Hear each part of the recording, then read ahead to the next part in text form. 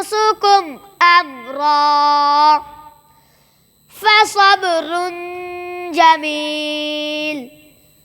والله المستعان على ما تصفون وجاءت سيارة فأرسلوا واردهم فأدلى دلوه قال يا بشرى هذا غلام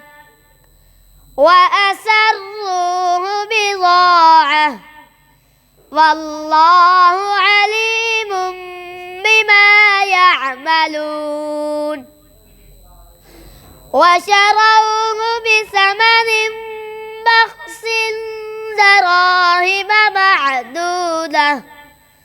وكان